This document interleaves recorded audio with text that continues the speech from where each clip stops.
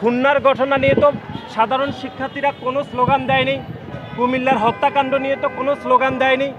আমরা সাতপুরে যেরকম একদম নৃশংস ঘটনা ঘটেছে, ইমামকে কুপিয়ে হত্যার চেষ্টা করা হয়েছিল, সেখানেও তো কথিত সাধারণ শিক্ষার্থীরা কোনো ধরনের স্লোগান দেয়নি। সুতরাং চকবাজারের ঘটনায় স্লোগান দেওয়ার উদ্দেশ্যই হলো রাজনৈতিক উদ্দেশ্য হাসিল।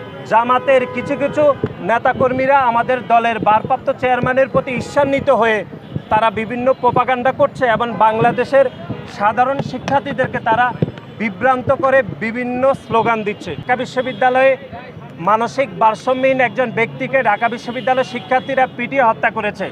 তার দায়িত্ব তো ঢাকা বিশ্ববিদ্যালয়ের মাননীয় উপাচার্য, মাননীয় প্রক্টরকে নিতে হয়নি। তো সংগঠন ছাত্র শিবিরের বিভিন্ন বট আইডি থেকে তারা সাধারণ শিক্ষার্থীদেরকে বিভ্রান্ত করে বাংলাদেশ জাতীয়তাবাদী ছাত্র দলের বিপক্ষে মব তৈরি করেছে।